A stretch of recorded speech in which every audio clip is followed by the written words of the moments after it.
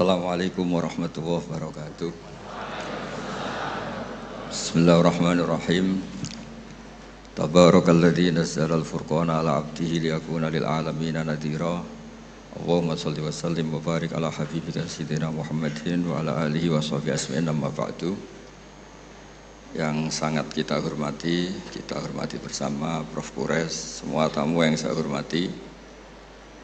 Ini karena Pak Rektor sudah tawaduk, jadi tidak saya hormati.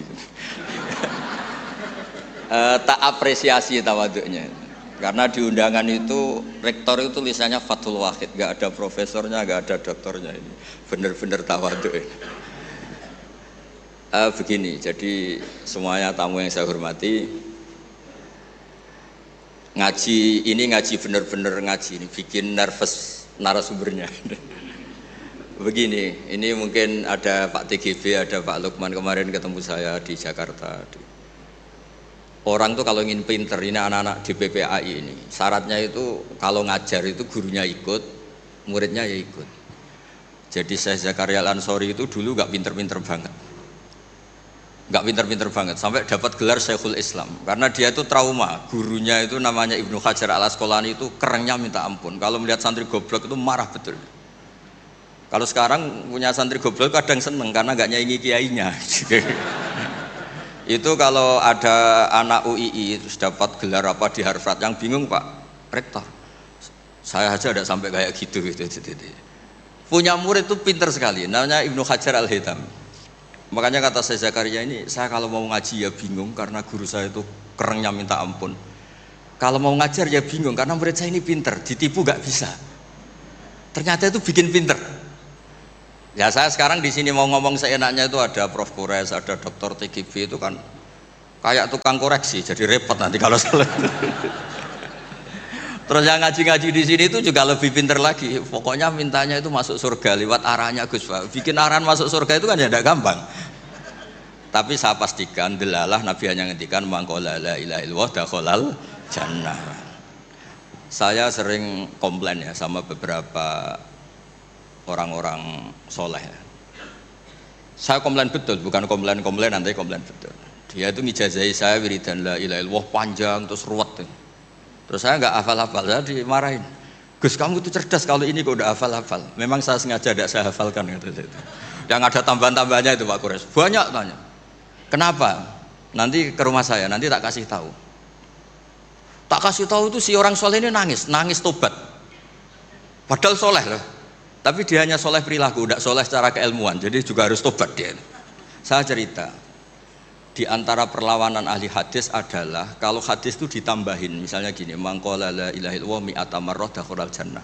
Jika kalau bapak kamu meninggal baru baca la ilaha 50 kali, wah sayang tidak sampai 100 sudah mati. Jadi berkahnya tidak ada hitungan, itu luar biasa. Tapi kamu nganggep biasa, makanya kita harus konsisten. Hadisnya hanya mangqala la ilaha illallah dakhalal jannah. Jangan kamu tambahi mi'ata marrah, jangan kamu tambahi sekian-sekian, itu bahaya itu. Sehingga ketika ada hadis mangkana akhiru kalamihi la ilaha illallah, ditambahi akhir, orang yang akhir kalamnya la ilaha illallah dakhalal jannah, yang di akhir kata-katanya itu la ilaha illallah, perkataannya itu. Itu ada orang mau mati, sudah mafatkan la ilaha illallah. Tapi terakhir terus bilang, jangan lupa ya BPKB-nya ditebus. Itu anaknya susahnya itu minta ampun. Karena anaknya terus berpikir, Gus berarti akhiru kalami abi itu tidak la ilaha illallah tapi BPKB. Ini gimana ini?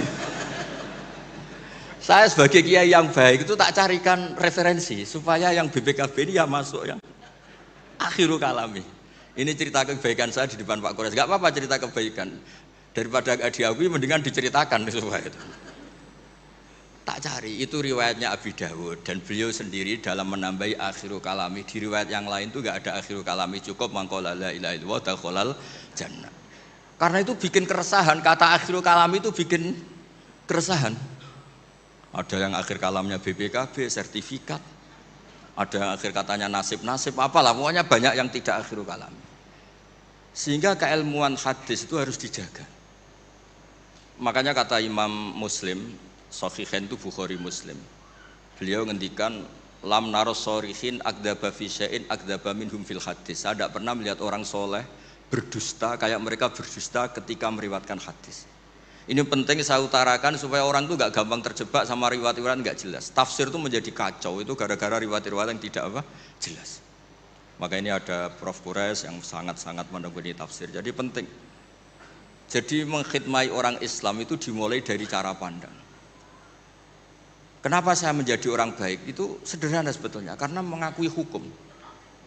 Saya ini memang kalau diundang jarang mau, kecuali ada teror-teror tertentu. Karena merasa tua, merasa rektor apalah yang bisa dipakai neror itu ya terserah. Yang penting bisa ada. Termasuk TGB kemarin itu datang ke rumah saya, tapi saya sudah bilang pasti tidak ikhlas. Ternyata betul loh undang saya. Terserah lah teror itu apa. Saya enggak, ini supaya kalian tahu ilmu itu penting, ilmu itu penting. Saya termasuk orang yang berkeyakinan, saya ini hebat kiai-kiai kampung, saya sering datang ke kiai-kiai. Tapi pas enggak acara, saya ciliki kiai kampung. Saya dengan kamu tuh hebat kamu. Kenapa? Saya ini ngajar tafsir kayak tafsir Munir, tafsir Tobari itu udah fardhu ain. Kamu di kampung bikin madin, ngajarin aqaid khamsin itu fardhu ain. Ganjarannya orang yang melakukan fardhu ain itu lebih keren timbang yang melakukan fardhu kifayah. Jadi kamu lebih hebat timbang saya. Dia tawadhu, tapi memang bisa saya gitu enggak, tetap lebih hebat. Ini penting supaya ada penghormatan kita pada kiai-kiai kampung kan yang dilakukan itu selalu fardhu ain. Makanya saya tuh pernah suatu saat berpikir kenapa ada hadis orang miskin tuh masuk surga lebih dulu 500 tahun ketimbang orang kaya. Dulu saya janggal. Ternyata kalau orang miskin tuh komunitasnya itu utang beras, jadi urusan nyawa.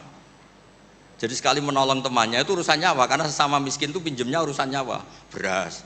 Minta anterin ke rumah sakit pas sekarat. Kalau orang kaya itu nganterin rumah sakit karena mau ke salon, penyakit kulit, kan nggak penting-penting gitu.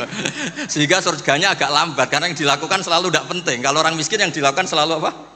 Penting. Tapi masalahnya zaman akhir orang miskin banyak melakukan yang tidak penting, itu masalah itu. Itu nggak sesuai rencana Nabi. Inginnya Nabi itu kalau sudah miskin ya selalu apa? Penting. Ternyata banyak orang miskin yang perilakunya tidak penting. Karena saya pernah didatangin ibu-ibu itu miskin itu tanya, Gus doain saya kaya. Suami saya itu nganggur, saya bilang kamu siap kalau suami kamu kaya. Nanti rumahnya gaji bagus, mobilnya bagus. Lama-lama yang dievaluasi Anda, rumah bagus, mobil bagus, kok istrinya begini. Terus dia cerita, udah Gus nggak jadi, miskin nggak apa-apa. Jadi saya ini kan ya aneh-aneh, orang itu aneh-aneh. Pertama yang dievaluasi mobil, rumah diganti, lama-lama Anda. Suami kamu punya potongan gitu, iya Gus kayaknya iya, sudah Gus biarin miskin aja sampai mati. Ya alhamdulillah sampai sekarang miskin dan syukur karena berkatnya ilmu itu. Jadi saya mohon yang di forum-forum terhormat kayak ini juga mengapresiasi mungkin beberapa saudara kita di pedalaman Papua, bikin jembatan darurat di pedalaman Sumatera, Aceh, bikin apa yang memang mendesak. Sehingga yang namanya fardhu ain itu penting sekali. Saya punya riwayat dari kitab Ibnu Hajar al-Asqalani tadi, gurunya saya Zakaria al-Ansori. Ketika nanti di mahsyar dan secara lahir teks hadis, seorang lagi secara lahir teks hadis itu Allah itu nimbalin Rasulullah Muhammad dan Jibril. Berarti tiga, Allah, Jibril sama Rasulullah Muhammad. Terus nabi-nabi datang dan dalam jumlah yang istilahnya itu maqam sing yahbitul awwalun wal akhirun. Satu maqam yang semua orang itu ingin. Semua orang kena hisab, kena evaluasi, nabi-nabi ini dekat sama Allah. Itu pertama yang dikatakan oleh Nabi matur ke Allah itu, ay Rabbi ibaduka abaduka fi atrofil ardi. Yang menyembah jenengan, yang mengesahkan jenengan tidak hanya kita, orang-orang di pelosok, di pedalaman semuanya mengesahkan jenengan, semua mentahlilkan jenengan, semua mentasbihkan jenengan, tidak yang sekedar di forum-forum kayak gini. Terus Allah bilang iya. Nah sekarang itu krisis keilmuan karena agama ini diambil oleh ya bisa dikatakan hal-hal yang besar, kayak acara-acara yang besar apa. Meskipun ini pas acara besar justru itu saya fair ngomong ini supaya sama-sama ingat. Jadi yang dikatakan agama itu nurul yamsi bihi finnas, menjadi nur yang menyinari hati manusia. Bukan tentang ormas besar, masjid besar, kampus besar, itu bagian dari itu. Tapi ini bukan segala-galanya. Sehingga semua orang itu perasaan hubungannya dengan Allah itu privat, tidak diambil alih oleh ormas besar atau lembaga besar atau komunitas besar. Ini penting supaya orang itu merasa bagian dari hamba Allah. Makanya ada munajat, ada beberapa ibadah yang tidak disunatkan jamaah. Ini kan unik, Islam itu mengharuskan jamaah, tapi ada ibadah-ibadah yang malah tidak disunatkan jamaah, sehingga orang hubungannya dengan Allah itu asik. Terus kedua, ini terakhir nanti Pak Guras yang cerita panjang lebar. Perilaku ilmu itu di atas perilaku ibadah. Dulu Masjid Haram itu keren, tapi karena salah kelola, itu diisi berhala-berhala yang ingin dapat berkahnya Ka'bah. Jadi orang kafir itu unik, mensyirikkan Allah tapi dekat Ka'bah. Jadi percaya Ka'bah itu keramat, supaya Tuhan ini dapat berkah malah diletakkan pinggir apa? Ka'bah. Jumlahnya 360 berhala. Tapi di saat yang sama orang kafir itu jumawa, mereka ini orang-orang baik. Buktinya menjadi sadanatul bait, menjadi pelayan-pelayan Ka'bah. Nabi saat itu terpinggirkan, hanya sholat di Syi'bu Mina. Nabi dengan para sahabat itu makan daun, makan apa, dan sholat di Syi'bu Mina. Tidak di tempat yang terhormat yaitu Al-Masjidil Haram. Ketika para orang kafir jumawa bilang, bagaimana Muhammad orang terhormat sementara dia ibadah saja di lereng-lereng gunung, sementara kita adalah sadanatul bait, kita adalah ahlu sikoyatil had. Ini supaya teman-teman yang enggak ditakdir jadi kayak Pak Lukman, Menteri Agama. Itu Menteri Agama itu ya repot. Dia agamanya formal, terus kayak Gus Bak tidak formal itu kan ya repot juga itu.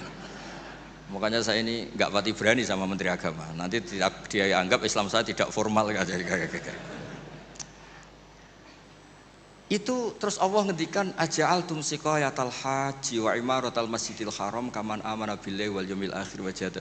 Allah itu bela Nabi. Jangan pernah pakai ukuran bahwa ibadah haji merawat Baitullah itu menjadi ukuran lebih baik. Ukuran lebih baik adalah ketika itu orang ibadah secara benar, yaitu tauhid. Ini orang sudah lupa bahwa pernah Allah itu ngeritik siqayatal haji wa imaratal masjidil haram. Makanya saya itu kalau ngelepas haji itu dulu sering ngelepas haji orang umroh. Sekarang kayaknya orang-orang trauma, karena saya kalau ngelepas haji itu begini. Kalau menurut hadis yang sering dipasang di BRI, di BNI itu al-hajjul mabrur laisa lahu jazaa'un illal jannah. Itu populer sekali hadis itu. Terus ini ngelepas orang haji, saya ngomong gini ngelepas orang haji. Tapi jenengan yang fakir sabar juga surga. Ibu-ibu nyabarin suami yang enggak jelas juga surga. Suami-suami yang nyabarin cerewetnya istri juga surga. Orang ingin haji enggak kesampaian tapi enggak ngomel-ngomel sama Allah juga surga. Kayaknya yang punya rumah itu kayak kecewa gitu. Terus saya bilang nggak tahu saya. Terus saya bilang jenengan angsal kecewa kalian kulo. Yang saya takutkan tuh kalau Allah yang kecewa kata saya itu. Karena saya diundang orang haji terus dalil-dalil haji yang lain ngenes karena nggak bisa haji kata saya itu. Ternyata betul. Hampir semua yang hadir itu ngapresiasi saya. Gus matur nuwun Gus. Biasanya kiai-kiai itu kalau diundang untuk haji, dalilnya haji terus bikin kita nelongso, bikin kita tersiksa karena kayak yang masuk surga itu yang haji saja, kita ada masuk surga. Semenjak itu sudah terkenal. Jangan undang Gus Bak kalau ngelepas haji kan. Saya itu punya kitab makalahnya Abdul Hasan Asyadili yang menjadi Thariqah Asyadili yang terkenal itu. La tansur ilmaka liyusaddiqakan nas walakinin sur ilmaka liyusaddiqaka Allah. Kamu jangan pernah menyebarkan ilmu supaya diapresiasi manusia, tapi sebarkan ilmu supaya diapresiasi Allah Subhanahu wa taala. Makanya saya tetap, meskipun kata orang banyak saya ini kiai terkenal, saya itu merasa ibadah saya itu ikrar, mengakui fungsi-fungsi kiai yang di kampung-kampung. Mereka itu, saya pernah punya teman itu nyuwun sewu, gobloknya itu enggak ketulungan. Dia itu kerja di tengah hutan. Saya tidak tahu ilegal logging apa enggak, tapi kerjaan di tengah hutan. Dulu enggak ada HP, saya disuratin. Gus gimana Jumatan di tengah hutan? Saya bilang, kamu kan pernah ngaji, kalau enggak kampung enggak apa, enggak usah Jumatan, duhur saja. Masalahnya komunitas saya bilang, wong Jumat kok duhur, jadi mintanya Jumatan. Aduh. Pakai surat karena dulu enggak ada telepon, enggak ada. Saya bilang ya enggak apa-apa Jumatan. Dia masih punya sisa-sisa ilmu. Katanya kalau enggak 40, enggak kampung, enggak wajib Jumatan. Kamu tadi minta Jumatan, sekarang enggak mau Jumatan, ini gimana? Wes toh Gus ini kan terkenal bodoh, jadi itu kewajiban orang alim mikir itu, enggak kewajiban orang bodoh mikir itu. Karena dia korban teori bodoh itu penting, kata dia. Nanti kalau ditanya mungkar nakir itu salah, orang bodoh kok ditanya kata. Jadi memang agak direncanakan itu. Jadi ya bodoh pinter akhirnya dia. Setiap tanya saya, masa kamu tidak bisa sendiri? Gunanya orang bodoh ya gini Gus, tinggal tanya katanya. Makanya yang hadir di sini juga penting itu. Tinggal minta resep Gus Bak, cara masuk surga, masuk sudah Gus Bak, masuk tidak penting, penting resepnya. Nah, akhirnya saya kan nyari-nyari gimana supaya ada Jumatan seperti itu. Nah ini yang terus saya bilang, kamu sama saya itu keren saya, keren kamu katanya. Kenapa Gus? Kamu nanti dikholi karena pendiri masjid. Makanya saya pernah cerita ini sampai kiai itu nangis. Orang tuh kalau kiai kampung itu pendiri masjid kadang dikholi. Kalau sudah kiai top itu bisa aja disangoni pakai uang kotak masjid kata saya itu. Ini bukan nyindir, bukan, supaya orang tuh ngerti lah. Jadi memang dulu Nabi itu penghormatannya sama orang yang melakukan fardu ain itu luar biasa. Uwais Al-Qarni itu tetangganya sudah dosowan Nabi. Uwais Al-Qarni itu belum. Karena ibunya itu egoisnya minta ampun, nggak mau ditinggal, kemana-mana minta digendong. Tapi Nabi malah ngendikan khairul qurun Uwais Al-Qarni, orang terbaik tabi'in itu Uwais Al-Qarni. Umar kalau kamu ketemu minta, karena dia fanatik mengelola fardu apa? Ain. Makanya saya mohon sama alumni UII kalau sudah di rumah di mana-mana itu nggak usah merasa kalah keren sama Pak Fathul Wahid karena jadi rektor. Pak Fathul Wahid di sini itu ya rektor, terus ya banyak yang layani meskipun dia sopan katanya pelayan, tapi yang layani bawahnya nggak pernah nyupir sendiri, tetap nggak pernah nyupir sendiri, ya nggak pernah buka pintu sendiri, tetap dilayani. Tapi kalau kamu di kampung jadi kiai musola terus miskin itu yakinlah pendiri, statusnya apa? Pendiri, bukan penerus tapi apa? Pendiri. Pak Fathul Wahid hanya apa? Penerus. Itu lah kacaunya kiai kampung setelah tak kasih tahu gitu, emang bener-bener sama saya terus gak sopan. Waduh. Ya tapi saya ikhlas lah atas nama ilmu. Bener-bener gak sopan. Waduh ini ya. Sopannya tuh pendak kalau dia iskal hukum karena sinaune serius, saya tanya, Gus ini hukumnya gimana? Akhirnya sopan lagi. Dia gak bisa, ilmunya gak cukup untuk menjawab. Ya tapi apapun itu yang namanya ngaji itu pengakuan ikrar ya. Jadi penting. Makanya kan diantara hebatnya Rasulullah SAW itu kata Imam Ghazali, nggak ada pemimpin justru kena khitab wakhfid janahaka liman ittaba'aka minal mu'minin. Muhammad, kamu harus merendahkan diri kamu liman ittaba'aka, sama orang yang ikut kamu, sama santri kamu, sama orang yang percaya sama kamu. Kayak apa Allah mendidik kekasihnya? Jadi yang disuruh sopan malah nabinya. Jadi kalau andekan di era modern Pak Fathul Wahid yang sopan sama mahasiswa itu yang penopang kampus. Kayak apa? Makanya kata Imam Ghazali, andekan mental ta'azzus atau takabur, andekan keangkuhan itu hal yang baik, lama amarallahu ta'ala habibahu biqauli ta'ala wakhfid janahaka limanit taba'aka minal mu'minin. Nah tentang visi ya, visi itu gampangnya tadi. Agama ini kan menentukan halal haram, zaman apapun, teknologi apapun, mesti pertanyaannya ini kalau baik ya halal, kalau buruk ya haram. Misalnya ada teknologi yang orang bisa ke Mekah 2 detik atau 2 menit. Orang tetap pertanyaannya, saat itu ibu kamu sekarat apa enggak, anak kamu sakit apa enggak, punya kewajiban fardu ain apa enggak. Kalau punya fardu ain kamu tinggal pasti orang nganggap masalah. Ya kan? Apapun kayak kamu, teknologi mutakhir kayak apa, ya seperti misalnya peristiwa kamu pejabat pas daerah kamu ada musibah banjir, kamu tinggal iktikaf di Ka'bah, tetap orang nggak anggap iktikaf itu ngawur itu mesti orang itu, karena meninggalkan fardu apa? Ain. Saya di sini kata orang banyak kan keren, misalnya sama ahli tafsir Quraisy, tapi misalnya saat ini istri saya sakit atau anak saya sakit, pasti dianggap ngawur itu, karena meninggalkan fardu ain. Jadi fardu ain itu menurut saya segala-galanya.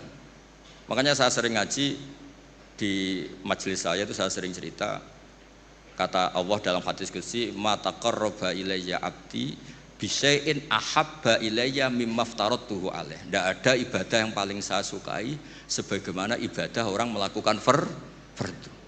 Jadi fardu ain ini adalah konstitusi. Berarti orang-orang yang sekarang nyari makan untuk keluarga dan statusnya fardu ain itu lebih keren ketimbang misalnya orang nyari kekayaan untuk rofahiyah, untuk takmilah, untuk penyempurnaan, untuk sekunder. Nah di sini pentingnya peletaan hadis orang miskin itu masuk surga lebih dulu 500 tahun ketimbang orang kaya. Tapi saya bilang ke santri-santri saya, tapi jangan kamu berpikir kalau Bilal itu surganya lebih dulu ketimbang Abu Bakar. Karena Abu Bakar ini jauh punya kebaikan di luar kebaikan sabar sama miskin, yaitu fungsinya menjadi pondasi Islam, yaitu Abu Bakar. Kalau ingin menjadi orang miskin yang cepat masuk surga tadi, semua perilaku Anda adalah fardu ain. Semua perilaku Anda adalah fardu. Itu kan ya berat. Ya jadi saya mohon masalah teknologi, masalah apa, yakinlah sama Islam, pasti hukum tertingginya itu kalau maslahat ya baik, kalau madarat ya haram. Sehingga kamu nggak usah, misalnya ada orang pakar bom, bisa punya bom yang satu kali ledakan bisa menghancurkan dunia, ya hukumnya itu ifsad. Kalau ifsad itu haram, kalau haram ya ada prestasi, kan gampang, kan nggak perlu ribet-ribet. Ya saya kira demikian sebagai mukaddimah saya, nanti Prof. Kores yang meneruskan. Assalamualaikum warahmatullahi wabarakatuh. Waalaikumsalam. Karena ini tidak seminar, jadi tidak perlu saya simpulkan. Nah, jadi tadi banyak kata penting, poin penting yang bisa kita ingat, dan kita akan buka sesi pertanyaan. Mohon pertanyaannya sesuai dengan tema. Dan mungkin singkat, padat, dan nanti menyebutkan nama dan asalnya. Saya sedang mencari satu, kemudian putri satu ya, putri satu yang deket tiang, dua. Kamu banyak banget. Banyak ya. Dijawab rektor aja ya. Kita dua-dua dulu saja ya. Ya, dua-dua dulu saja. Ya silakan yang pertama ya. Nanti kita buka sesi selanjutnya kalau waktunya masih ada. Yang jatah ya. saya dijawab rektor. Ya. Mangga. Satu. Ya, yang mana? Yang putri dulu nggak apa-apa ya. Silakan. Ya, sebutkan nama dan asalnya. Ya. Baik, bismillahirrahmanirrahim. Assalamualaikum warahmatullahi wabarakatuh. Terima kasih atas kesempatannya Bapak Rektor. Saya Helmi Aulia Tazki, mahasiswi Prodi Pendidikan Agama Islam, juga salah satu anggota aktif di Pusat Studi Tafsir Al-Quran dan Hadis UII. Saya izin bertanya satu pertanyaan kepada Gus Baha dan Prof. Quraisy. Jadi belakangan ini terdapat beberapa tulisan opini dan penelitian yang menyebutkan bahwa di Indonesia ini mengalami krisis keteladanan dan menurunnya moral yang disebabkan oleh media sosial, diantaranya konten pornografi, kekerasan, dan budaya viral. Nah, dalam permasalahan ini, pendidikan agama Islam sering disebut memiliki peranan yang besar sebagai benteng moral. Akan tetapi, di lapangan kami menemukan bahwa pendidikan agama Islam ini tidak menyentuh aspek afektif, dia hanya sampai di tahap kognisi dan kognitif. Menurut Gus Baha dan Prof. Quraisy Shihab, bagaimana seharusnya tafsir Al-Quran dan kajian hadis diajarkan kepada kami sebagai Gen Z sehingga tidak hanya menjadi hafalan, akan tetapi mampu menjadi role model dan benar-benar bisa membentuk karakter Islami dalam diri kami. Seperti itu pertanyaannya. Terima kasih. Wassalamualaikum warahmatullahi wabarakatuh. Waalaikumsalam warahmatullahi wabarakatuh. Baik, terima kasih. Selanjutnya yang nomor 2. Mikrofonnya minta tolong ya.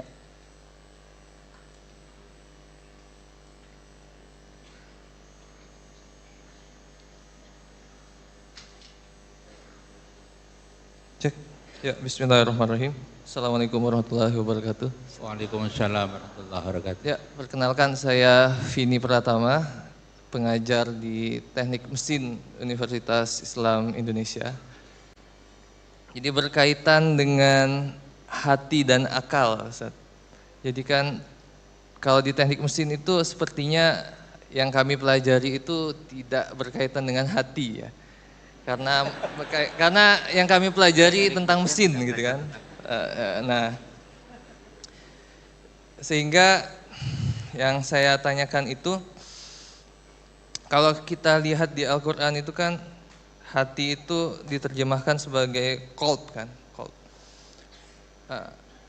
Cuma yang saya tanyakan,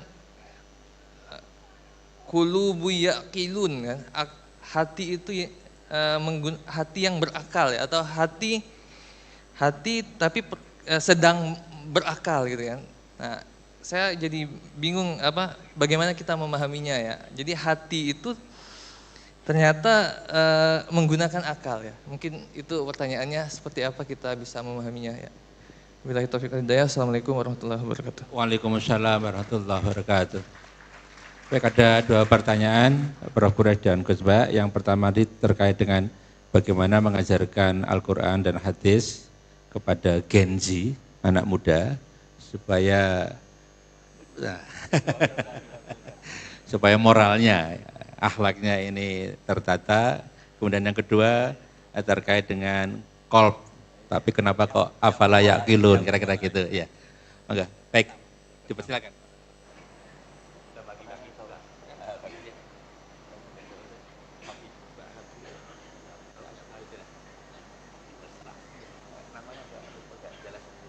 Bismillahirrahmanirrahim.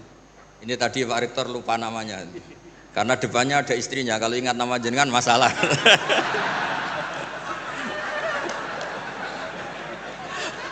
Bener-bener sangat Indonesia, suami-suami takut istri. Lo kemarin-kemarin inget loh ya, saksinya banyak. Acara kemarin inget ya? Inget ya? Sekarang alhamdulillah lupa. Ya bagus. Begini ya, dari sekian acara Bapak saya itu sering ngajarkan kalau ada hal-hal yang mubah, yang enggak maksiat lah, kok kamu seneng tuh nikmati betul. Karena orang tuh sampai cari kesenangan lewat maksiat tuh karena enggak bisa nikmati sesuatu yang dibolehkan Allah. Jadi penting memang menikmati yang dibolehkan Allah itu penting. Saya dulu itu ya janggal melihat Bapak, apalagi Mbah Mun, guru saya itu sering guyon, sering ceria, kadang semalaman tuh gojol-gojolkan sama teman-temannya. Terus beliau cerita, banyak orang yang malam ini berjuang untuk tidak dugem, tidak maksiat. Itu kalau berjuang sendiri berat. Kalau asik jagongan, makan-makan, masak-masak, itu terus asik. Sebab itu diantara konsep Quran tuh kul bifadlillah wa birahmati fabidzalika falyafrahu. Orang tuh harus asik dengan hal-hal yang dibolehkan Allah. Itu sebabnya saya menyaksikan sendiri guru-guru saya, bapak saya, Abi Quraisy, semuanya orang-orang yang ceria. Karena bisa ceria dengan hal yang enggak maksiat itu luar biasa, apresiasi Allah Ta'ala itu luar biasa. Sampai Imam Ka'bi dalam usul fikih ngendikan, mubah dikatakan mubah itu keliru katanya. Mubah itu wajib. Karena itsmamin mubahin illa wa yatahaqqaqu bihi tarku haramimma. Fayal zamu minas sukun tarkul qatli wa minas sukut tarkul qadaf. Mubah sesuatu yang boleh hakikatnya adalah wajib. Karena ketika kita melakukan mubah artinya meninggalkan keharaman. Sementara meninggal haram itu adalah wajib. Jadi Mbak ini bisa nikmati cengkrama sama teman-teman, pak-pak, terus beberapa mas-mas mahasiswa itu gak perlu nikmat nunggu lihat pornografi, lihat maksiat. Sehingga Anda tidak berkebutuhan pada hal yang dibenci Allah. Itu luar biasa. Itu hebatnya Nabi ngendikan wa qurratu aini fi sholat. Saya kalau sudah sholat tuh nyaman, asik. Dulu itu banyak orang yang janggal sama saya itu sering belajar, sampai sekarang belajar. Itu dulu ya, istri saya itu rival beratnya itu katanya kitab saya. Tapi alhamdulillah gak dibakar. Dulu Imam Sibawa itu kitabnya dibakar karena belajar terus istrinya gak diurusin. Dia pergi ke toko, pulang kitabnya dibakar semua karena istrinya cemburu. Dikira disayang malah dicerai. Jadi menikmati hal yang boleh itu bagian dari keinginan syariat. Makanya saya sering cerita riwayat meskipun enggak sohe-sohe banget tapi digunakan ulama. Inna min khiyari umati qauman yathaquna jahran min saati rahmatillah. Di antara umatku yang baik adalah selalu tertawa karena nikmati luasnya rahmat Allah. Saya dulu ya janggal melihat bapak itu, kalau ada orang miskin rokok satu ngutang lagi, ngopi nyatet lagi, ngutang lagi, tapi meletenya minta ampun. Dulu bapak tuh senengnya bukan main sama orang itu. Saya tanya kenapa seneng? Itu sekali gak nikmati hidupnya, gugat Tuhan itu. iri sama Pak Rektor, sama Menteri, repot itu. Biar dia bangga dengan dirinya sendiri. Semoga itu cara dia tetap mengakui Tuhan sebagai Tuhan. Karena orang-orang miskin kalau digugat itu wah ngeri itu. Itu kan, ya coba misalnya nyon saya orang kalau susah itu kan ngomongnya sekenanya. Wah enak kiai itu gini dapat uang, dapat penghormatan, saya dapat apa? Tapi berkahnya dia nikmati ngopi, rokok, utang itu dia bingung-bingungnya sendiri, punya dunia sendiri malah selesai. Makanya Imam Malik ketika digugat banyak, dakhum ba masona biar sudah, asal gak maksiat biarin. Imam Malik itu pernah ada perempuan agak suka musik. Terus Imam Malik itu bilang, kamu gak boleh gini-gini. Imam Malik, agama itu tidak milik kamu, laisa ilaika, wilayah itu tidak wilayah kamu. Imam Malik bingung kan. Jadi saya mohon semohon-mohonnya, makanya Nabi ngendikan wa qurratu aini bis shalat. Supaya kenikmatan yang boleh itu benar-benar mencukupkan kita untuk tidak berkebutuhan maksiat. Tentu kita tetap manusia ya, makhluk khata' wa nisyan. Makanya ulama-ulama dulu tuh kalau naik gunung atau sendiri ngendikan gini, ainal muluk fi yadillah, enaknya apa jadi raja dibanding kenikmatan saya yang sekarang munajat sama Allah. Itu solusi yang paling real, karena kalau kita pakai solusi itu haram, itu apa, nanti dianggap ketinggalan zaman. Makanya repot lah, makanya itu hebatnya Allah Ta'ala ketika ngendikan tentang makanan, kulu wasrobu, ketika cerita buah-buahan, mata allakum wali an'amikum, kamu nikmati. Supaya diharapkan dari menikmati yang boleh itu, kemudian kita tidak berkebutuhan mendapat nikmat lewat apa? Maksiat. Ya saya kira dulu.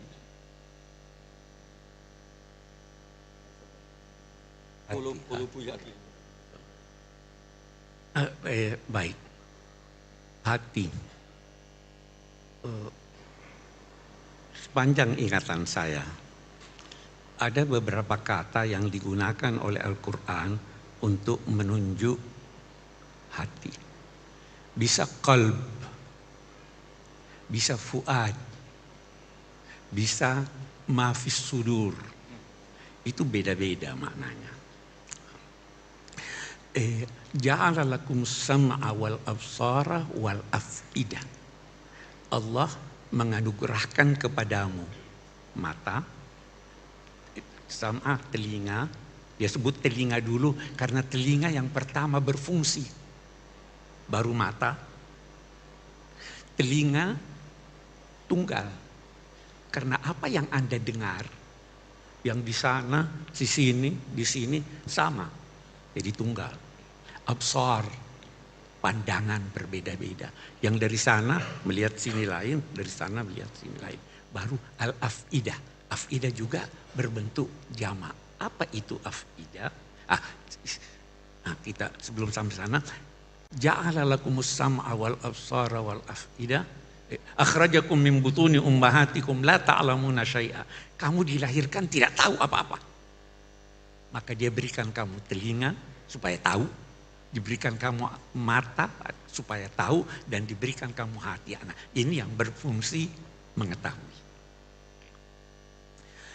Yang di dalam dada ini itu ada 3 dari segi isinya.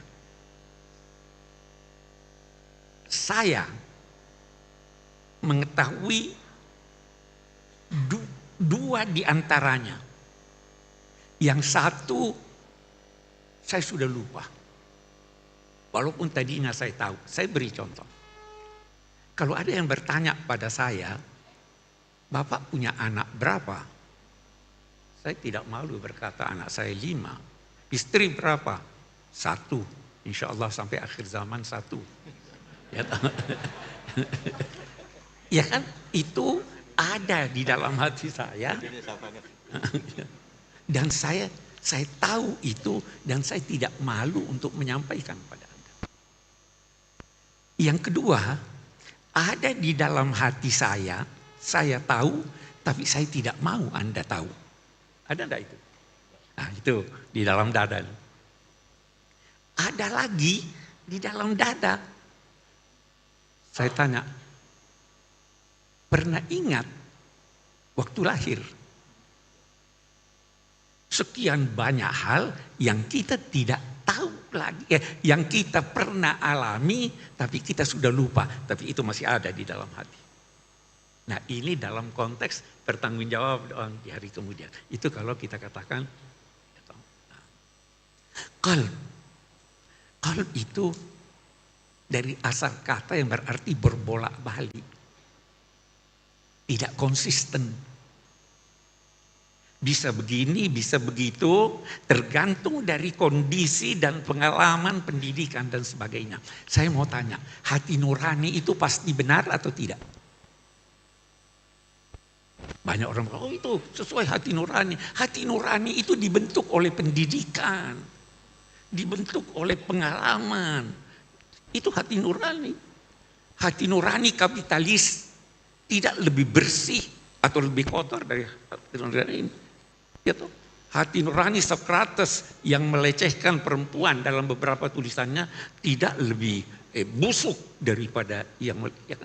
Karena hati anak itu kalau kita panjang kalau kita mau cerita, kecerdasan buatan itu tidak punya hati nurani, tidak punya kalbu, tidak merasa. Bagaimana kita mau berinteraksi dengan sesuatu, apalagi dalam konteks agama, dengan sesuatu yang tidak punya perasaan, tidak punya kecerdasan spiritual, ya kan? Tidak punya kecerdasan emosi. Ini. Tapi, nah ini problema kita sekarang. Semuanya mau kembalikan saja sini. Ada manusia yang kenal Anda, yang bisa memberi kepada Anda putusan sesuai kemaslahatan Anda. Saya mau cerita atau tidak usah terlalu panjang kalau saya cerita. Terima kasih. Berapa Pak? Jadi Masih lama. Nabi atau tidak usah itu. Saya langsung.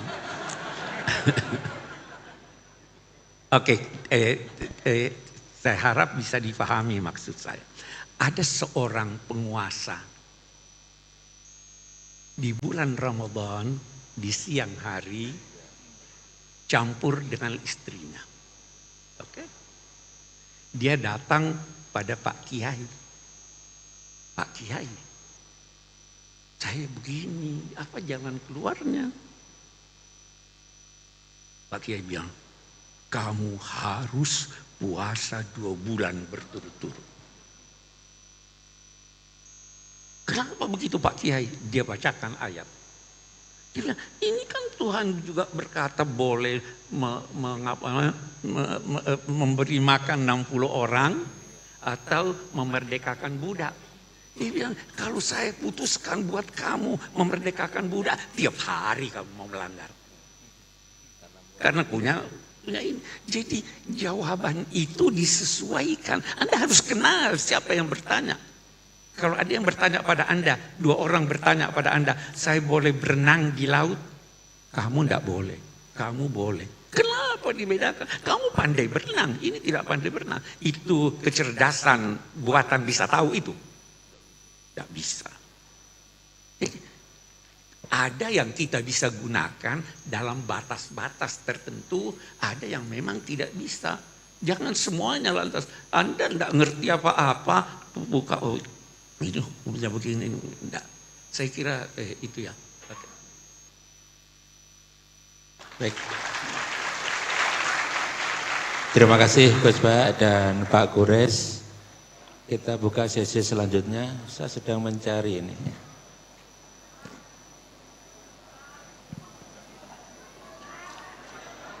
Yang satu yang paling ujung sana, ya.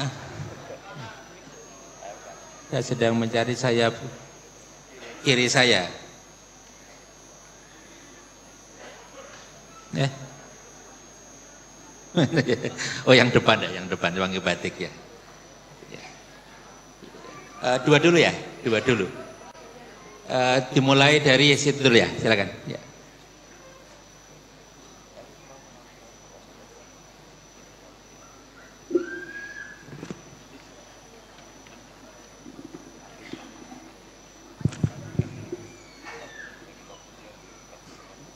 Iya baik, terima kasih. Assalamualaikum warahmatullahi wabarakatuh. Iya, terima kasih atas kesempatan yang diberikan kepada kami. Perkenalkan, nama saya Abdurrahman, mahasiswa Magister Ekonomi dari UIN Sunan Kalijaga, Yogyakarta. Saya berasal satu pulau dengan Prof. Quraisy Shihab. Saya dari Provinsi Sulawesi Tengah. Izin bertanya, KB Prof, hari ini kita berbicara tentang visi dari Al-Quran untuk menjawab tantangan zaman. Akan tetapi dinamika yang sering terjadi di tengah-tengah kita di masyarakat, banyak orang yang memahami agama, banyak orang yang memahami Al-Quran, atau bisa kita sebut dalam tanda kutip, mereka-mereka entah itu seorang ustadz, seorang da'i, seorang kiai, dan ulama, dan sebagainya. Akan tetapi justru mereka-mereka yang paham tentang hal itu masih banyak membuat hal-hal kontroversi di tengah-tengah masyarakat. Dan kalau menurut pandangan kita sebagai masyarakat awam, sekelas ulama, sekelas ustadz, sekelas kiai, harusnya mereka lebih paham dari isi-isi Al-Quran dan agama itu sendiri. Akan tetapi masih banyak dinamika yang terjadi, masih ada mereka yang berselisih paham, masih banyak lisan-lisan mereka yang mengeluarkan kalimat-kalimat bahkan sampai menghina. Saya beri satu contoh yang nyata terjadi di tengah-tengah kita. Di pertengahan tahun 2025 ada seorang seorang ulama yang dengan ringan mengeluarkan kata kalimat dari menyebut ulama kami dari Sulawesi Tengah dengan perkataan monyet dan lain sebagainya. Hal ini kan tak pantas keluar dari lisan seorang yang paham tentang agama dan lisan. Mohon pertanyaannya. Iya, kiranya bisa diberikan pandangan dari Prof dan juga Gus Baha terkait hal-hal tersebut. Terima kasih. Wassalamualaikum warahmatullahi wabarakatuh. Waalaikumsalam warahmatullahi wabarakatuh. Terima kasih. Selamat datang Prof. Ova. Berkenan bergabung bersama kami ya di depan ya. Ini Prof. Ova, Rektor Universitas Gadjah Mada, putri dari Rektor UII. Prof. Jaini Dahlan, bukan saya. Baik, selanjutnya yang pertanyaan kedua tadi yang di ujung sana tadi, mana tadi? Di sini, yang pakai ya. Sudah pindah di depan sini, Prof. Di mana? Oh, situ ya, silakan. Ya, Assalamualaikum warahmatullahi wabarakatuh. Waalaikumsalam warahmatullahi wabarakatuh. Nama saya Faizatul Ansoriah, Prof. Dari UNS. Seperti iya. Ya, suatu saat berdoa Prof. Quraisy dan Gus Baha kersa rawuh di UNS. Tadi sempat tersindir karena meninggalkan fardu ain ngajar hari ini. Tapi sudah dipindah besok kok, Gus. Jadi insya Allah aman. Jadi seperti itu. Ada banyak pertanyaan karena sudah bercita-cita lama sowan ke Prof. Quraisy dan Gus Baha. Hari ini baru lihat tadi malam posternya langsung dengan teman saya satu dari FISIP UNS, Prof. Kita langsung berangkat pagi ini, sempat terdampar di lantai 3 tadi, tapi semangat 45 pindah ke bawah, akhirnya dapat tempat duduk meskipun di belakang. Alhamdulillah. Pertanyaan saya sebelum ke sesuai yang visi Al-Quran menjawab tantangan zaman, karena itu memang menjadi problematika kami sebagai pendidik terutama di perguruan tinggi. Satu pertanyaan saya yang sangat menggelitik dari dulu kalau bisa sowan Gus Baha. Saya pernah ditukani Gus Baha dulu terkait dengan zakat, Gus, dan saya laksanakan sampai hari ini insya Allah. Pertanyaan saya yang sering muncul di IG atau apapun itu pernyataan ngendikanipun Gus Baha yang terkait seperti ini. Hidup itu mudah, yang penting jangan maksiat dan bermanfaat untuk orang lain. Tapi itu kan susah, Gus. Itu, Gus. Itu kalau saya ngajar dasar logika ini jelas kontradiksi, Gus. Itu pertanyaan saya yang sudah saya simpan lama dan alhamdulillah hari ini meskipun terdampar di belakang, alhamdulillah Prof Rektor bisa melihat kami dari UNS. Saya tadi ke panitia, Mbak, sampaikan yang dari luar kota juga boleh, ini Prof Akilan harus bertanya. Sebelum terus Prof atas waktunya. Yang kedua ini kegelisahan kami Prof Quraisy, Gus Baha sebagai pendidik, bukan hanya mendidik anak kami tetapi banyak anak-anak yang apa istilahnya kita sebagai pendidik kadang dihadapkan pada satu satu kondisi ketika anak memang betul-betul dibuat secara akademis itu pintar gampang karena tinggal di leske, yang penting ada uang dan seterusnya, itu kapitalis karena masuk UI juga bayarnya lumayan ya Prof ya.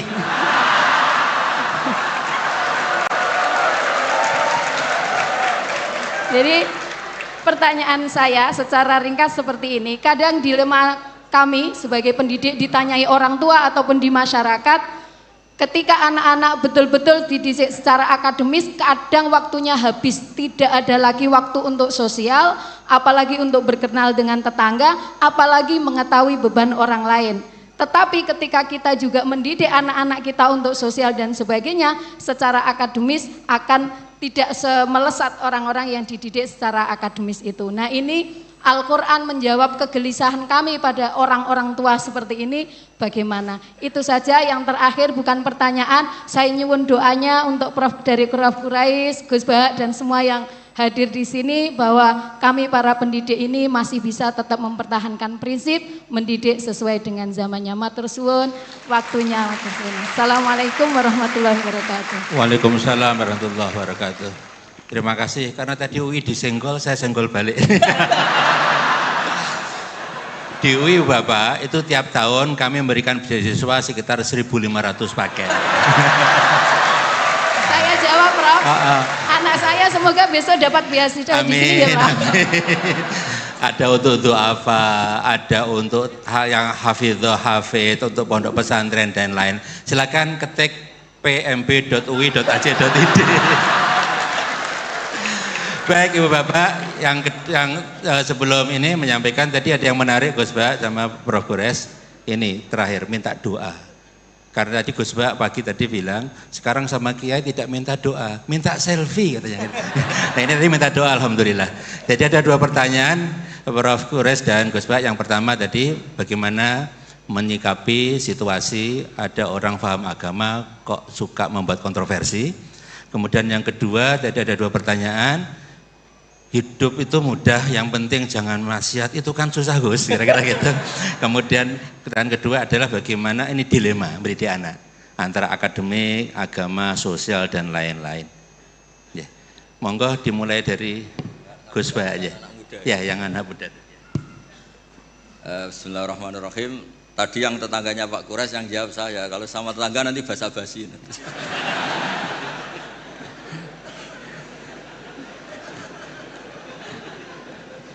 Nggak enak, mau tegas. Ada ustadz yang bilang apa tadi kamu? Ya bagus lah. Artinya bagus itu di luar ustadz dia juga manusia, mungkin pas manusia. Jadi ya biasa aja. Jadi keunikan agama ini adalah yang maksum, yang terjaga dari salah itu hanya Nabi Muhammad SAW. Sehingga kesalahan-kesalahan manusia itu bisa dua, bisa saja ustadz itu salah, bisa saja yang salah itu Anda mengustadkan dia yang sebetulnya ada ustadz. Jadi mengustadkan orang yang sebetulnya tidak ustadz. Jadi kalau Pak Quraisy nggak sampai hati karena Anda orang Sulawesi.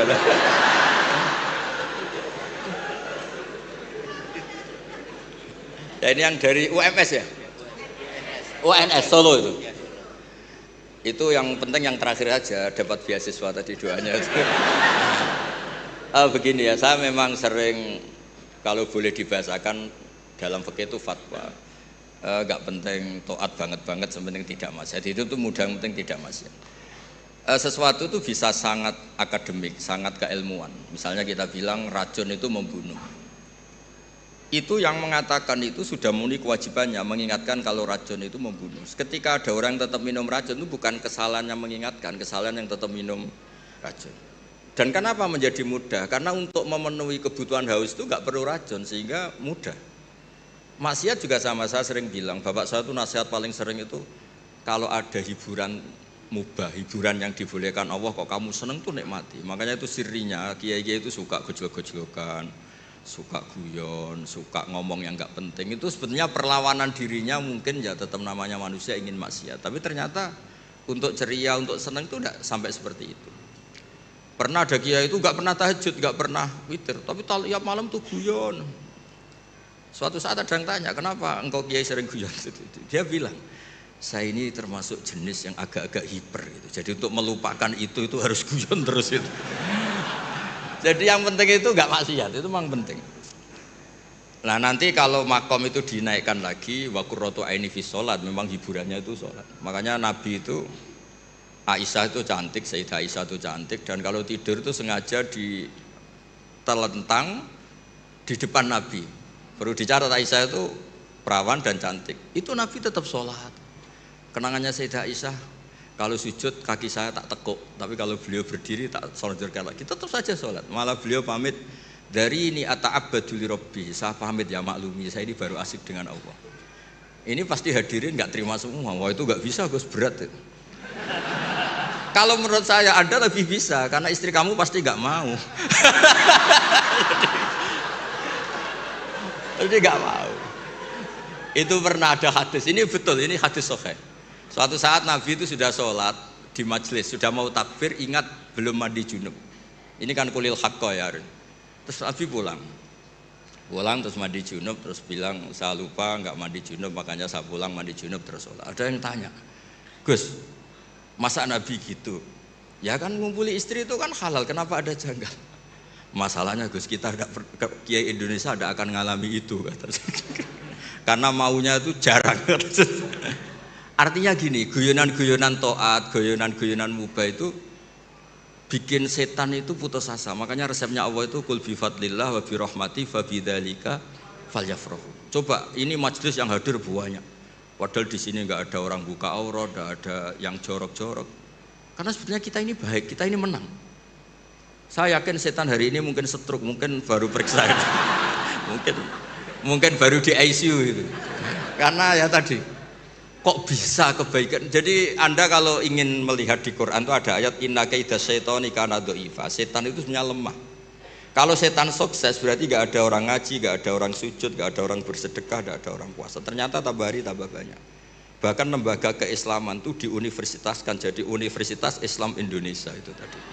Yang dikomplain katanya mahal tadi itu terus rektornya nggak terima. Itu yang lain harus terima, kan nggak punya kepentingan menjawab. Yang punya kepentingan kan rektor. Jadi nggak terima kalau solehnya nggak diungkapkan tadi. Berapa yang beasiswa?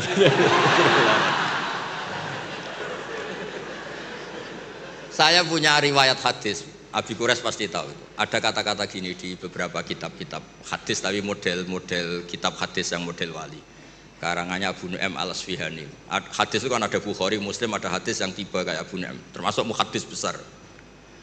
Laisa syai'un asyadda ala iblis wa junudihi minasyayatin wala aktsara li bukaihim min ayyara musliman sajidan.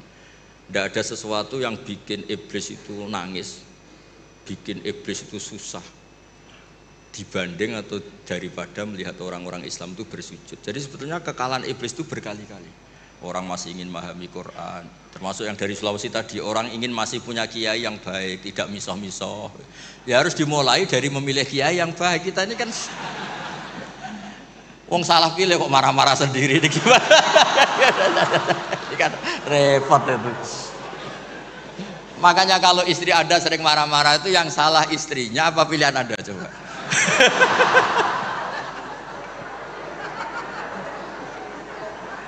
Gimana itu jawabnya? Gak usah dijawab Pak Quraisy, kasihan, tertekan betul beliau ini kan. Dia tahu perasaan saya.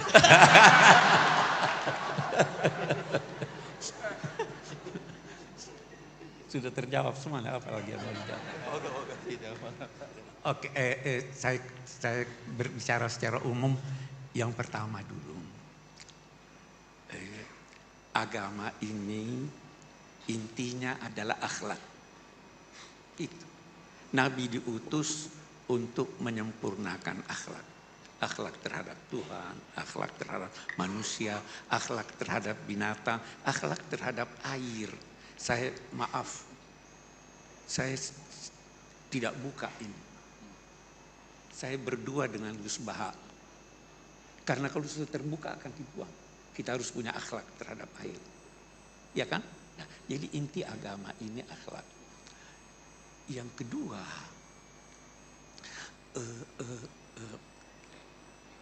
jangan pernah maki. Jelas Al-Quran. Wala tasubbul ladzina yad'una min dunillah fayasubbullaha adwan bighairi. Jangan maki. Itu satu. Jadi kalau memang dia ustadz atau kiai, dia tidak bakal maki. Itu yang kedua. Berarti salah pilih. Iya. Jadi artinya yang ketiga yang saya ingin katakan, jangan karena berbeda lantas saling menghujat. Bisa jadi perbedaan itu memang dikehendaki Tuhan. Ada perbedaan yang dikehendaki Tuhan. Apa itu? Walau sya'allahu la ja'alakum ummatan wahid. Kalau Tuhan mau semuanya. Tuhan memang mau kita berbeda. Karena kita tidak bisa hidup tanpa berbeda. Nah, Quran mau kita berbeda. Salah satu sebab perbedaan adalah Quran. Karena penafsirannya bisa berbeda. Saya beri contoh. Wudhu disuruh basuh kepala. Iya. Apa itu kepala? Apa itu kepala? Sudah beda-beda. Sedikit. Oke. Kita baca itu ayat. Hendaklah mereka menggunakan tutup kepala mereka untuk menutup dadanya. Yang disuruh di sini menutup dada menggunakan tutup kepala, atau yang disuruh adalah menutup kepala dan dada? Sudah beda, ya kan? Tutuplah gelas itu pakai buku ini. Buku bukan buat menutup, tetapi gunakan itu. Itu yang menjadikan orang beda nanti. Ya toh? Dulu kiai-kiai kita itu kan kelihatan rambutnya. Karena dia pahami kepala bukan semua kepala. Jadi bisa beda. Jangan kita toleransi. Sedangkan yang terhadap non-muslim kita toleransi. Toleransinya itu jauh lebih hebat dari toleransi yang biasa kita dengarkan. Kalau beda pendapat, yang biasa kita dengarkan apa? Pendapat Anda salah, tapi boleh jadi benar. Pendapat saya benar, tapi boleh jadi. Yang diajarkan Al-Quran lebih dari itu. Apa diajarkan? Qul inna au iyyakum la'ala hudan au fi dhalalin mubin. Qul la tus'aluna amma ajramna wa la nus'alu. Boleh jadi saya yang salah, boleh jadi kamu yang benar, boleh jadi kamu yang salah, boleh jadi saya yang benar. Kita serahkan pada Tuhan. Tidak ada pertengkaran. Kalian tidak akan diminta mempertanggungjawabkan dosa-dosa kami. Kita akui kita punya dosa, tapi kalian tidak bertanggung jawab. Kami pun tidak diminta mempertanggungjawabkan apa yang kamu lakukan. Kita tidak tuduh dia dosa. Itu akhlak. Itu yang hilang dari kita. Hilang dari kita. Saya boleh promosi buku. Saya punya buku namanya Yang Hilang dari Kita. Ya itu kan. Terima kasih Gus Baha dan Prof. Quraisy. Kita buka satu sesi lagi untuk 2 pertanyaan. Yang biru ya, 1. Terus kemudian yang perempuan Yang jauh ya, bentar. Ya. Oke, yang pakai jilbab biru muda ya. Oke. Baik, silakan yang pakai batik biru 2 saja ya. Silakan singkat, padat, nama dan asal ya. Cek. Bismillahirrahmanirrahim. Assalamualaikum warahmatullahi wabarakatuh. Waalaikumsalam warahmatullahi wabarakatuh. Perkenalkan, nama saya Faisal Hanif dari Arsitektur 2023. Hanif ya. Nah, saya dari santri Pusat Studi Quran, Tafsir Quran dan Hadis juga, yang itu kan Ustadz Fajar. Nah, saya ada pertanyaan yang ini mungkin cukup keresahan saya sebagai mahasiswa UI yang juga memiliki keresahan tentang tantangan zaman yang ada di kampus UI yang saya lihat problemnya. Nah, Muslim ritual itu, tetapi cara Putus-putus ya. Ada mikrofon lain nggak ya? cek.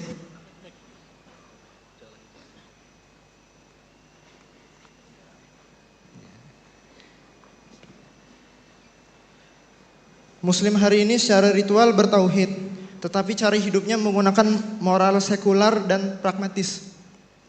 Khususnya di kampus saya tercinta ini, terkadang hal ini juga mungkin secara tidak sengaja dipromosikan oleh guru-guru kami yang juga diaminkan oleh mahasiswa.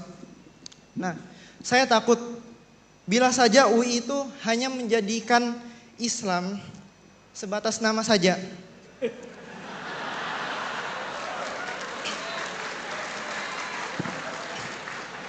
Yang padahal UII memiliki dasar catur dharma untuk menegakkan dakwah Islamiyah. Jadi kayak punya dasar yang kuat untuk menegakkan moral Islam gitu.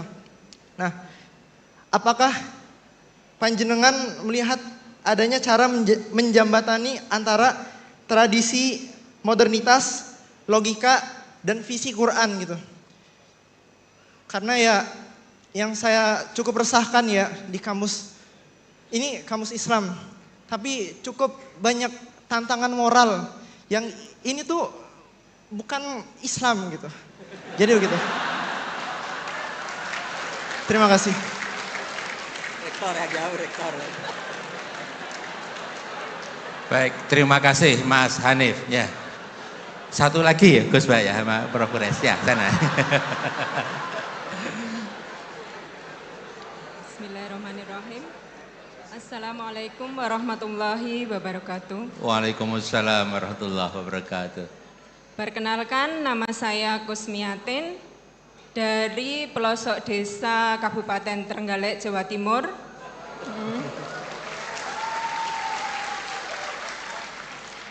Alhamdulillah pada hari ini saya mendapat kesempatan untuk bisa bertemu dengan Gus Bah dan Prof.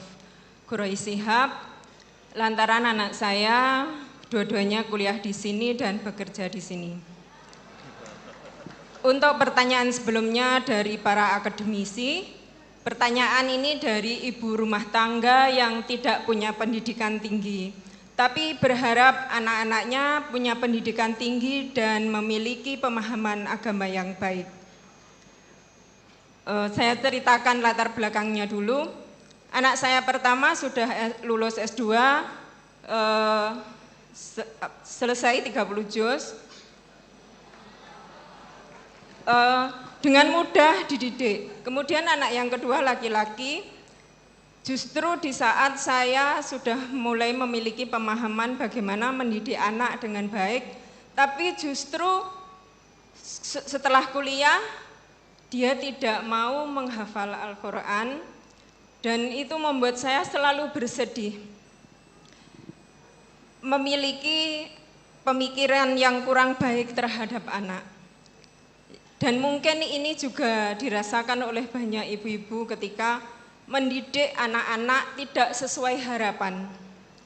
Jadi saya itu tidak memiliki pemikiran negatif terhadap anak-anak saya.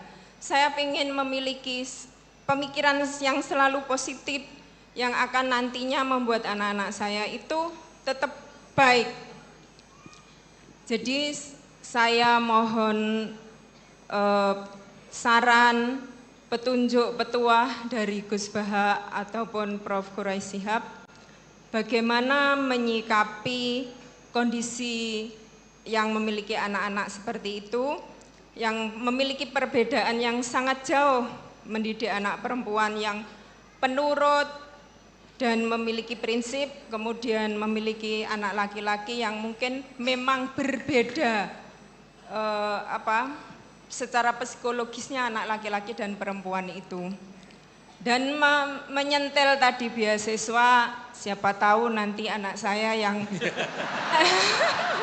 S2 dapat beasiswa S3 juga di sini. Demikian, dan untuk akhir kata saya juga mohon doanya semoga anak-anak saya khususnya dan anak-anak dari ibu-ibu yang di sini atau bapak-bapak di sini nantinya bisa memiliki putra dan putri yang soleh dan solihah. Amin. Terima kasih.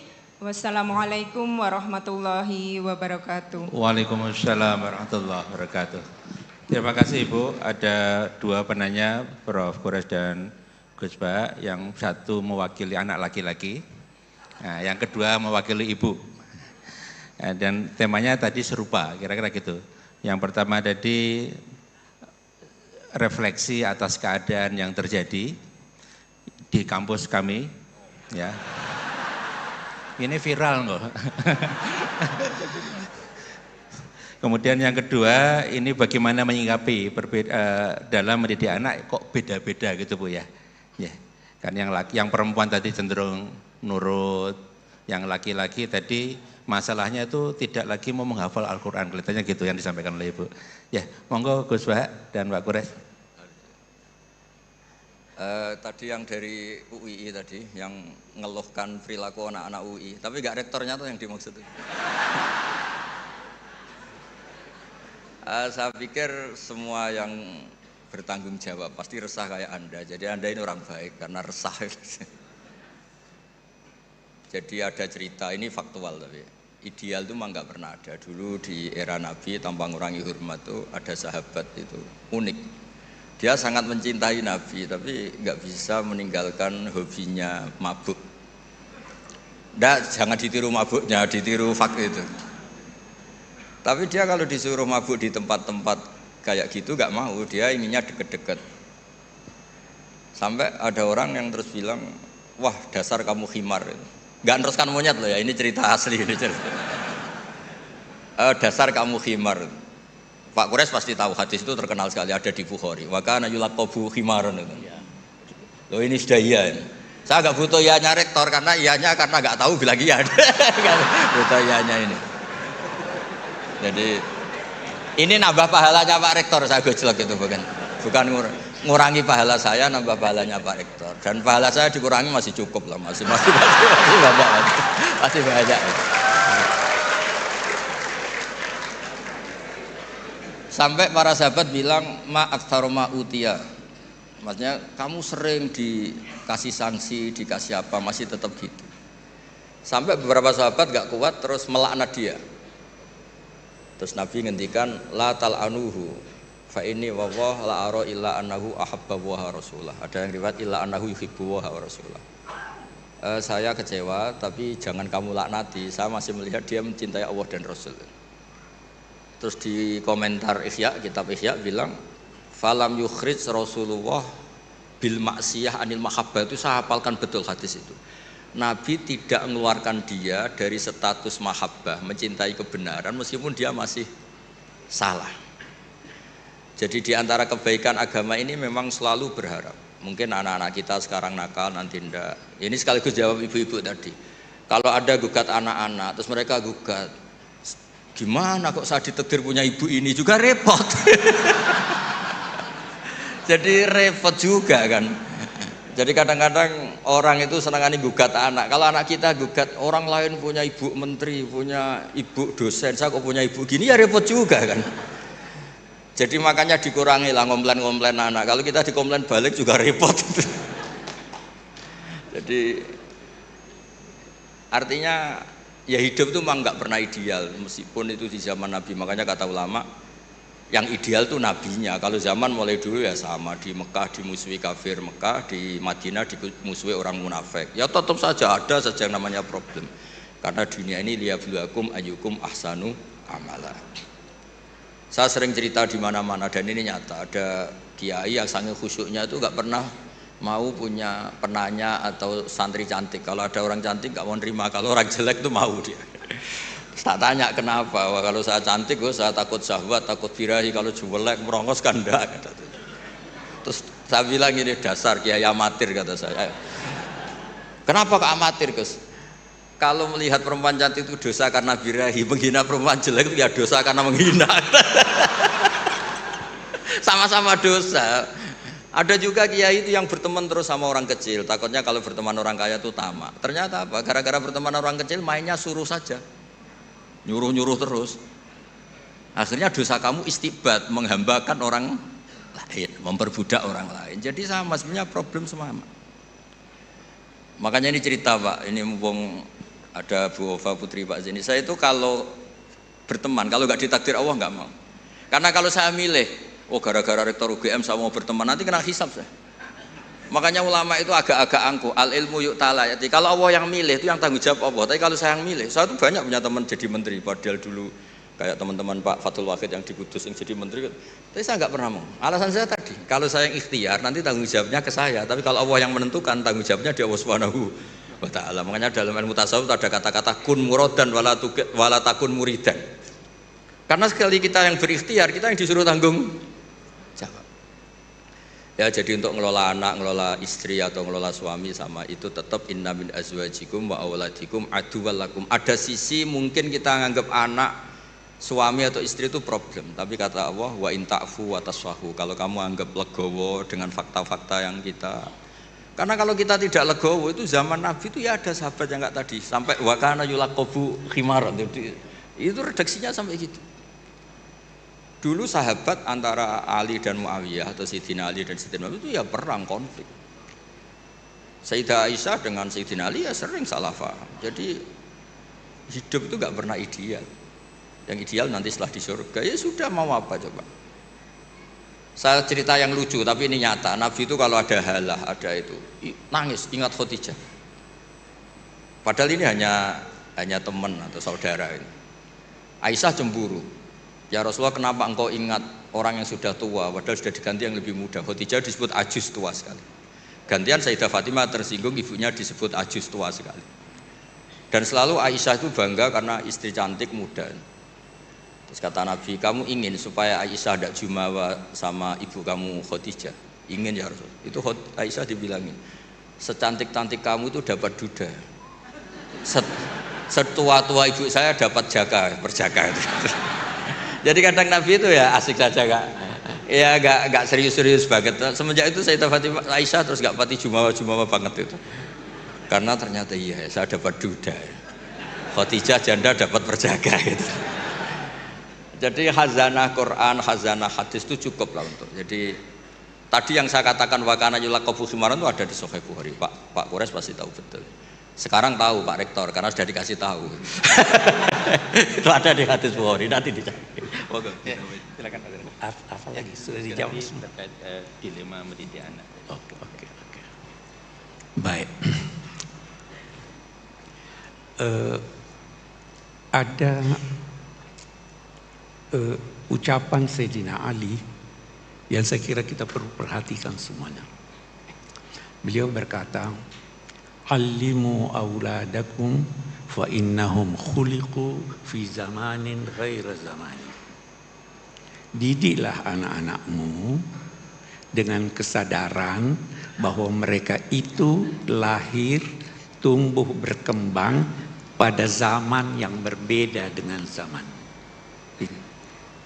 Jadi jangan mau menjadikan anak itu seperti Anda. Kasih dia pertama ini, kasih dia kebebasan untuk memilih apa yang disenanginya selama itu tidak melanggar agama. Anak saya tidak ada jadi kiai, tidak ada belajar agama, tidak ada. Saya tanya, oh ini Mau hukum silahkan, mau psikologi silahkan, mau komputer silahkan. Karena semua ilmu itu baik. Yang menentukan anak itu apa keinginannya, apa bakatnya. Kita tinggal mengarahkan. Yang kedua, Bu, jangan bedakan antara anak lelaki dan anak perempuan. Perempuan itu gasnya di dapur, anak boleh pergi. Oh, kamu tidak boleh keluar, kamu perempuan. Laki-laki, oh silakan. Jangan, tolong ukurnya itu agama. Tolong. Tidak membedakan bukan berarti harus sama. Tidak membedakan dalam perlakuan berlaku adil. Tidak membedakan dalam perlakuan memberi biaya yang dia butuhkan, yang wajar untuk dia. Anak laki saya tidak belikan emas dan perak.